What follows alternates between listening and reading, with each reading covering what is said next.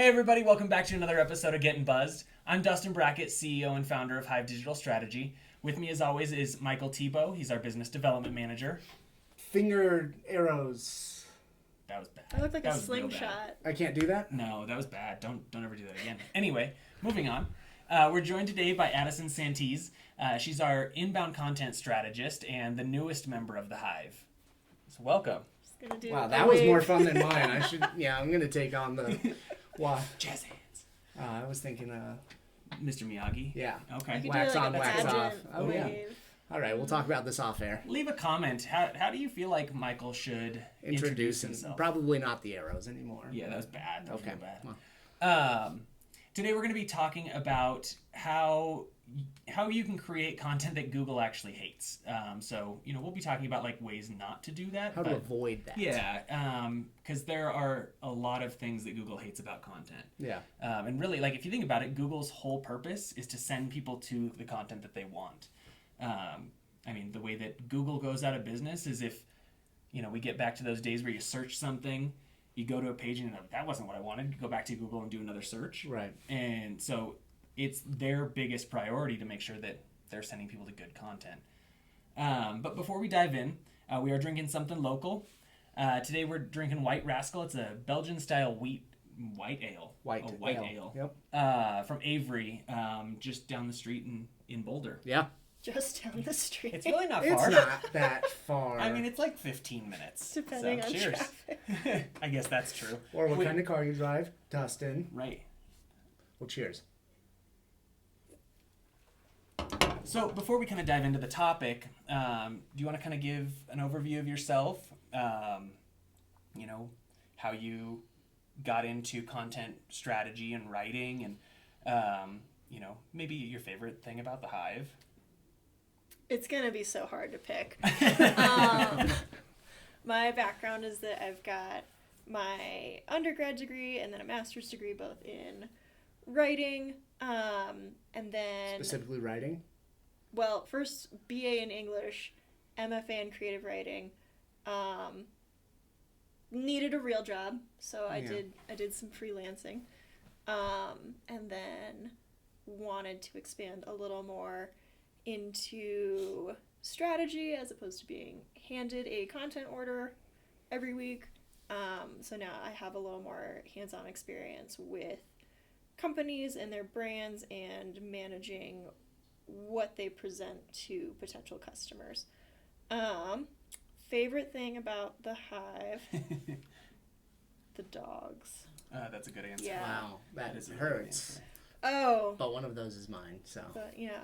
And he's cute. And then I guess like the He's workplace cute. environment. And the drinking on the job during podcasts, which today's the first They didn't day. get me the beer I wanted, I know. so Well, don't let the I'm a people little from- upset. You all Don't let missed the the people temper from tantrum Avery- because we did not come back with the beer that she specifically asked for. Yeah. So These desks Avery. were upside down a few minutes ago. Yeah. Right. Well, so kind of diving into the content of the podcast, we're in this world of content, right? And everyone's kind of got this perception of I need to produce more and more content. Because of that, I think some of the old practices that should be extinct by now have started to kind of come back around. I feel like, so it's kind of interesting to think about ways that people are creating content that Google is just like, are you kidding me? I'm not ranking this. Right. So kind of talk to us a little bit about what some of those issues are and kind of how people are falling into those kind of traps. Okay. The main way that I think of bad content is something that creates a poor user experience, basically. So if you go read it or maybe attempt to read it and it sounds terrible, doesn't make any sense, chances are whoever's on that website is going to back out and not continue to look at what you have to offer. There are a few common examples of what that looks like, and it's things like keyword stuffing, auto-generated content, duplicated content, stuff like that tends to earn you a lot of demerits on Google's algorithms. it blows my mind that we're even talking about this stuff when it's about to be 2020. Like these were practices that like were very well known. You don't do these things. And I feel like we've gotten into this situation where I think a lot of small businesses that maybe don't have a marketing team or somebody that's well versed in this stuff they're just looking for ways to pump out quick content, right? They need to have it out there. They need to do those things in order to rank, and they understand that content is what's going to get them to rank. I think the mistake that they're making is focusing on those tactics that were essentially killed off by Google years ago. And so, talking first, I guess, with keyword stuffing, we all remember those days where like you would go to a website or go to a blog and you're reading and you're like, what the hell do they keep saying eyelashes in Seattle for? Like, marketing agency in Denver is one of the best agencies of Denver's marketing. Right. And you read it and you're like, I have no idea what this is even saying, because it sounds like a robot.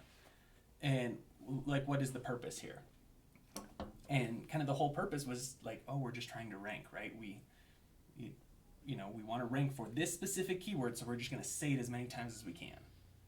Right. And like getting into that process, and it's a very old school way of thinking about it, but how do people kind of get around that and not get trapped by, oh, I want to rank for this specific keyword, so let me just use it everywhere? Right. So I think the first way to make sure that you avoid that is to educate yourself and understand how Google ranks content and therefore your website. And so what's going to be something that will put you on the first search page as opposed to like the 10th. And usually it comes down to the quality of your content, not so much the keywords and how often you use them. Because the whole point, like you said, is to provide something that people actually want to see, especially nowadays. I think with a more digital native generation, those people, first of all, hate being marketed to, and second of all, are really aware when they're being marketed to. Mm-hmm. And it's things like, if your keyword is like tools for your home garden to fix your home garden for your flower beds that need home gardening tools, right? It doesn't make any sense, and it's a huge immediate red flag to back out of a page because they're not going to offer you something that you think has value. Mm-hmm. What's funny is the first time that I encountered this as a writer was when I was freelancing and was getting assignments that I thought were weird, and I guess that was my first reaction, was like, that's weird that you would want me to do that. Right. Where I'd be writing the exact same page for essentially different companies, and all of the content is almost identical, except you would put the location, like the city name, in different Right. spots multiple times. And that's when I kind of first learned about Google algorithms, the analytics behind that, and how not all content is equal, essentially. Right. Well, I think kind of diving into that, like that's kind of one of your other points of like duplicate content. And if you're well versed in SEO, I don't think that an SEO expert actually exists. Like, I think that's a myth, just because Google's over there and could turn our world upside down, and maybe they'll do it tomorrow. The only page that ranks now is cat pictures. Right. And if Google wanted that to be life, they could make that happen. I always put cat pictures into my blog somehow. Yeah, I think just to keep them ranking. We gotta make sure that happens. Yeah. But I think that we all kind of, anyone that's kind of in that world understands that like you can't have duplicate content. But it's also another situation where I think a lot of small businesses may be thinking like, hey, I have franchises, and so we're just gonna, on those websites, we're gonna have all the same content. We'll just swap out, hey, this one's Seattle, this one's Miami, this one's Denver. But that can really hurt you. That can hurt you a lot. And I think it's one thing for like an About Us page. Like you shouldn't do that. Like, you want to rank for those pages still. But I think it's even worse when you start talking about like content that you're hoping people are going to really consume, and you're trying to educate, and you have blog posts and things like that where you lose all credibility, right? Because now you have the same blog post that you're trying to be an authority in your industry, but it's on 5 different websites. So I mean, that's interesting to me that like that's coming back around, that people are just, okay, hey, just write this one post and we'll repurpose it, because that can't happen. I think a lot of it is the fast track mentality, where content should be viewed as a long-term investment instead of something that you get out quickly and then people see it and then they come to your website. That's not really how it works, because you have to build a reputation and you have to earn the trust of any prospective clients or people who even just are coming to your website for information. And that's built through your credibility is established through your writing. You can have as many wonderful cat pictures as you want, but it's not really that interesting, and it doesn't keep people coming back unless there are quality words attached to it. Right. Well, and I think that like one point that you kind of made there is like, it's not, you're not going to put out a blog post and then all of a sudden you're flooded with traffic, right? Like, even we see that ourselves. Like, our best blog post every single month for at least the last year has been a blog post that we wrote in 2017. It's okay, I'll change that. We'll update it. Like, 2019. Consistently, that is the blog post that gets the most traffic, no matter what. What was it about? You don't creative marketing ideas or something like that. But it, like, consistently, that is the blog post, and it's because it wasn't. It's not like we launched it that day. It was like, oh, #1 blog post, viral. And it took time to build that, because other websites started seeing it and linking to it, and with all of the traffic, like, Google's seeing these things.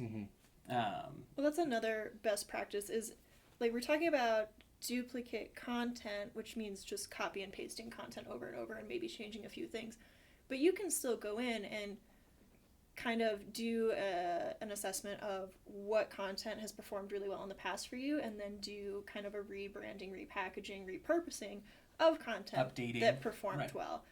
So maybe including more information or updating old information that might not apply anymore. So it's not that you always have to be producing brand new content all the time. It's a matter of figuring out what content performs the best and why, and how to kind of recreate those results. Right, and that's something that we did with that blog post, right? Because when you start to see that, oh, hey, these blog posts are getting the most traffic, like that should be actionable. Like, it shouldn't just be like, oh, great, like, hey, those neato, like, Crack a beer, we did good. Gold star. That's not how that should be. It should be, great, how do we continue to leverage that? And so, like, when we saw, hey, 2017 is when this blog post came out, this year we were like, well, it's time for an update. Like, let's add some things to this. We're keeping the same blog post, but we're updating it for new trends and things like that. So we're just providing more and more value, and Google's seeing that as well, right? Because we're refreshing the content, it's new content. Like, all of those things are pluses in their eyes. And the ranking of keywords changes a lot too, but that speaks to kind of the staying power of a lot of keywords and figuring out what works best for your particular industry, and navigating basically keywords that rank high that are also kind of that low-hanging fruit that you can easily incorporate into your website. So you're not really trying to compete with the biggest name brand in your industry, but you're making like that niche for yourself, that little pocket. Marketing. Smart marketing. We just want to rank for marketing. And I think that's completely true, but I think there's also a little bit of a shift, because, like, let's be real, Google's smarter than all of us. And so, like, we don't have to tell Google, hey, this should rank for this keyword anymore. Like, that's not a thing. Google understands user intent, and it understands topics. Like, all of these things that, most of us thought weren't actually possible from a, like, artificial intelligence kind of perspective years ago. Like, they're real. Like, think about it. When was the last time you type something into Google, and you get the results back, and you're like, that wasn't what I was looking for. Like, okay, how do I reword this? I still do the I'm feeling lucky button. Ooh. I have never once used that. Yeah, I Never. didn't realize that was like a real person. That's what I do for like sales stuff. It's always like new company, I'm feeling lucky, and then it's like, here's. I'm just kidding. Okay, go on. But I think that, you know, the point is that you don't have to, you know, if we're trying to rank for inbound marketing agency in Denver, like we don't have to have that throughout everything that we do, right?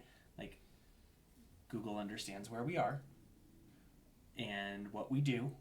Like just creating quality content about inbound marketing is going to get us there, right? Like it doesn't have to sound like a robot and we're going to stuff all those inbound marketing agency in Denver.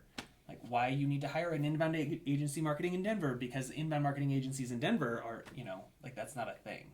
Yeah, I mean, the purpose of content is to get people to read it, and you want to make it as readable and beneficial as possible. And I mean, the focus of most of your content should be education, because it simultaneously builds credibility while building up your brand name, essentially. So your focus, if you are looking to hire a content writer or revamp your content writing, is always going to be, what is a visitor going to get out of this? What's going to make them stick around? And then how is it going to perform, and how can we make things perform well in the future? Right. So how can somebody that's maybe watching now kind of go through and like audit their stuff, right? So they've got a bunch of blog posts from the last 5 years. How can they kind of figure out, okay, what's working well, what's not? Do I have duplicate content? Do I have blog posts that have keyword stuffed in them? Right. So one quick way to tell whether you've got best practices or maybe like worst practices going on is to examine what you are presenting to a search engine versus what you're presenting to a visitor, and see if those things are different. Because if they are not the same, that's usually an indication of a manipulation of search engine ranking. So you want to make sure that what you put out for visitors is the same thing as what a search engine's going to see all the time. Other things... And Google's not going to fall for that anymore. No, like, definitely like, not. They, like I said, they're smarter than us. And like you put that in, they're like, all right, buddy. You're like, going to be penalized. Hang out on the 10th page. Yeah, you're going to be penalized, and there's also potential for your website to get shut down if it's incredibly bad. Which is going to be more expensive for you in the long run. Other things that you can do, I think there's, it's kind of like clickbait in terms of over optimizing your headers. And so kind of that keyword stuffing or sensationalizing your keywords to make an article seem more appealing than it actually is. So something like, I don't know, podcast host gets totally blitzed on marketing agency podcast, flips desk insane, and then none of that happens. It's not, nobody's going to come back. Right. So making sure that your header, which is going to have a keyword or a couple, like a string of keywords in it, is reflective of what's happening. The actual content. Yeah, it should be the same as the real content. And then a really great way, I think, to assess the quality of your content is to hand it to someone who has no background in marketing and no real stake in whatever you're writing for, and ask them and see if it, first of all, makes sense, and would have them stick around. Because if they say, hey, you've used the word gardening tools like 22 times in this 1,000-word piece, this is kind of weird. Yeah. So having someone else proofread it can be really useful. Right, and I think that that's an underutilized kind of piece that, you know, most companies, like there's at least, you know, a handful of employees or contractors or whatever that are around, like use those people to like bounce ideas off of and to proof some of this stuff. Like even if you're doing it in-house and you're a very small team, or maybe you're a one-person shop, like have your spouse or your kid or your, you know, whatever, read the content and like, hey, would you actually finish reading this if it wasn't mine? specifically your kid. Always ask your kid to read your content. There are older kids, all right. Red crayon getting served. Just all X marks all the way through. But I think like that is something that's underutilized. Is that I think people kind of get siloed, right? Like, okay, you're gonna write this blog post, great. You do that, and I'll be over here. And I don't think it makes any sense. Like, even if somebody's not an editor or a content writer or whatever, like, let them read it just to get their perspective, because your readers probably aren't writers or editors. Right. No, almost never. Yeah, and so I think that's a really good point. And also, like, thinking about, like, what we talked about with our blog post, like, we identified right away that, well, I mean, not right away, but, after a few months that, hey, this one blog post is just killing it. Like, how do we create more content like that? How do we repurpose that? How do we share that more? How do we kind of pour gas on that content fire, right? Right. I think another easy way is, even if you don't have access to having someone else read it, maybe they don't have the time, maybe they're illiterate, like, whatever your problem is, you can read it out loud. We're looking at you, Michael. What? I can read out loud. Can you read? We've never seen Wow. that. I've only ever heard you Oh, say wow. I use Google to read for me. But yeah, reading out loud, I feel like I'm like going real back to my composition teacher roots.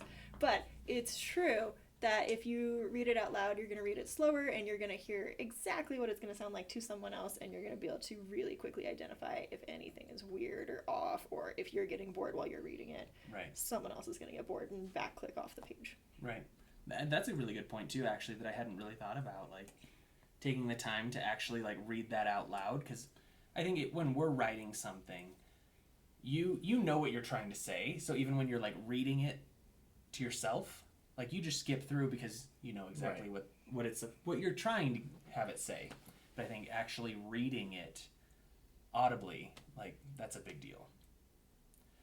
Well, great. Yeah, I think all of those things, like we talked about, are things that, like, I think the marketing industry has completely abandoned and should have been abandoned.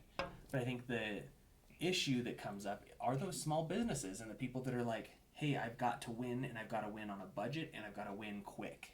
Mm-hmm. And, so it's taking those shortcuts and, cutting those corners that are ultimately going to hurt them more than they're going to help them.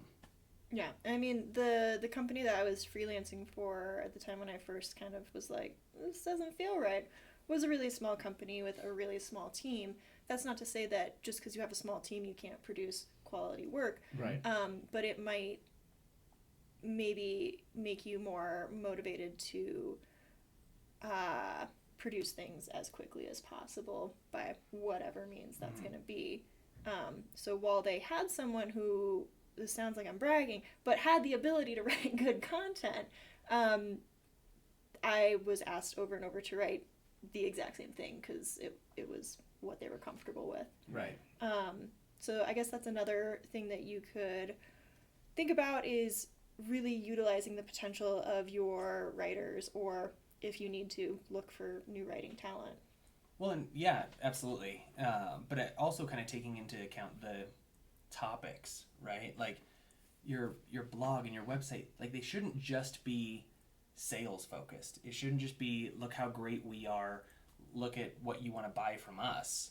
Like, it should be helpful and educational content. And so, like, kind of really thinking about, like, what do my visitors actually want to read, and putting yourself in those shoes of, like, okay, if I was a potential customer and I came to our website, what would I want to see? What would I want to read? What would I want to learn? And I think that a lot of small businesses get into that trap of, like, well, I sell garden tools, so I have to talk about the best garden tools and why ours is the best and why you want to buy our garden tools and all of those things. Not helping and talking about, like, hey, this season is coming up, and here's how you can get the most out of your garden. That kind of segues into, well, you need garden tools for that. Mm-hmm. Yeah, so it's curating sort of the experience that you want people to have based on the information that you're providing. And I mean, people also resonate really well with emotion, and if you don't write in a way that appeals to any type of emotion, as in you're writing like a robot, people are not going to be interested in reading it. Right. So. There's no connection there. No. That's great. Well, so the last part of our podcast, I know you've seen some of them, is, how's the buzz? So I know this, she did throw a little temper tantrum earlier today. I'm totally throwing you under the bus right now. There's just stuff Michael all and I- over the office. So yeah. every desk was flipped. Yeah, it was scary. Like, had to put out 3 fires. It was bad. Michael and I walked in the door and did not have the beer that she asked for specifically. Zach was hiding in the bathroom. Yeah. Terrified. Terrifying. But how did this do? I would say it's an acceptable substitute. Okay. A great summer beer, but I will continue to drink it in the fall. Okay. Wow. Yeah. That's pretty good. It's Sparkling definitely a little review. chilly out there. It's reaching. Not in here. It's like a balmy 72 all the time in here. Yeah, I mean, I'm typically not very adventurous with my beers. Like, I know what I like, and I just order that. Mm-hmm. So I would have never ordered this, but it's actually pretty good. It's Is it light. zesty? Is it supposed to be zesty? Is it authentic? What about mischievous? So you can read. I can read. I'm proving to you right now that I Yeah. can read. It wasn't Thank Michael you. reading it out loud. This is zesty? No, it's this word right here. Oh, yeah. Right. Oh, I was way off. That was the picture. Yeah, I mean, it's not something I would have gone to a bar and ordered, but like it is really good. It's light and It's got has like a good a flavor. lingering taste. Like, I feel like I haven't had a sip in like 5 minutes because mine's almost gone because I didn't do much talking. But I feel like I can still taste the beer, which Is is that a a little. good or bad thing? I don't know if I like it. Okay. Sorry, Avery. Okay. It's citrusy. I like that. Zesty, I would say. Yeah. I hope there's not lemons in it. I don't want to. That's a good point. Keyword stuff this thing, but Yeah. I would say this beer is zesty. It's got a lot of zest. Yeah. Well, thank you all for tuning in. Hopefully you got some good tips out of this, and I know for a lot of the small businesses out there, like it can be difficult creating that content. So I would just say, kind of take your time and figure out what your users actually want to read, and don't cut those corners. We'll be back next week with another episode. Make sure to like and subscribe, and we'll see you then. Cheers.